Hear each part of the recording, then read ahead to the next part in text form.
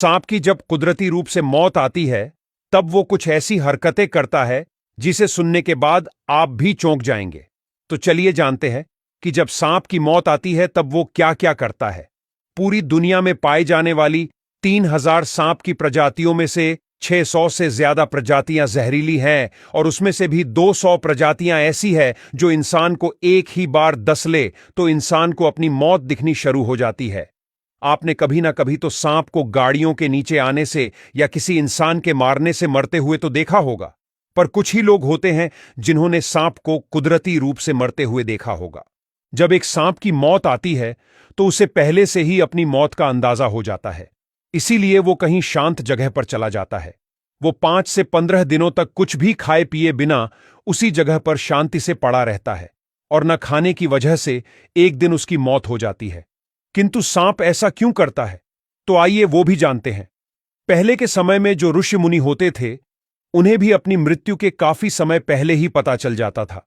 जब उन्हें लगता था कि अब शरीर छोड़ना पड़ेगा तो वो भी सांप की तरह कहीं एकांत स्थान पर जाके ध्यान या समाधि में बैठ जाते थे और अपने शरीर का त्याग करते थे।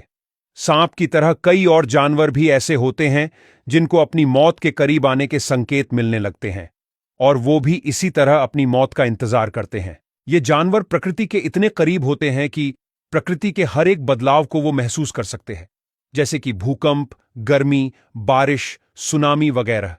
और दूसरी तरफ हम इंसान हैं जो प्रकृति से इतने बिछड़ गए हैं कि प्रकृति का कोई भी इशारा हमें समझ नहीं आता। इस जिंदगी को हमने ऐशो आराम में इस तरह डूबा रखा है कि न ही प्रकृति से हमारा कोई तालमेल है और न तो ध्यान, ताप और मोक्ष की प्राप्ति का लक्ष्य।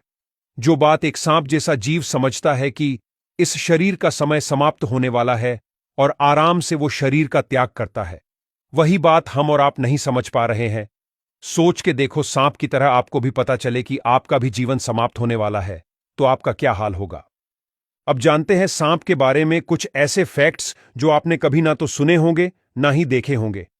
जब भी सांप का किसी वजह से सिर कट जाता है तब थोड़े वक्त के लिए उस सिर में जान बाकी रहती है और अगर कोई उसके नजदीक जाने की कोशिश करे तो कटा हुआ सिर उसे डस भी लेता है।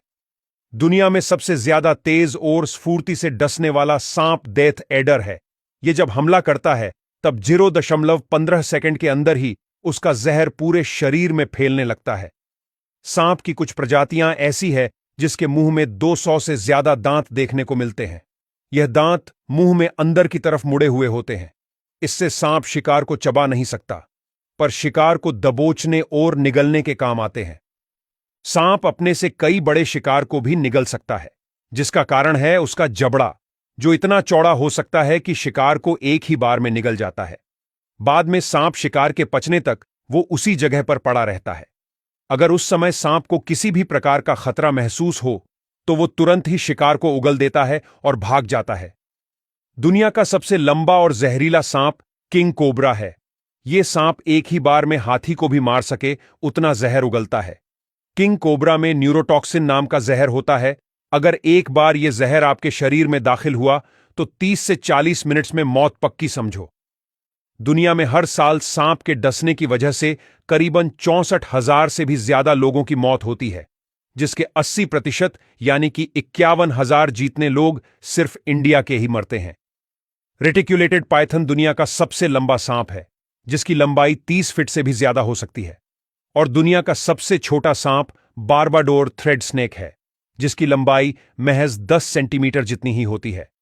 दुनिया का सबसे जहरीला सांप है टाइपन। अगर यह सांप किसी इंसान को डस ले और उसे तुरंत ही ट्रीटमेंट ना दी जाए तो वह इंसान आधे घंटे में ही अपना दम तोड़ देता है।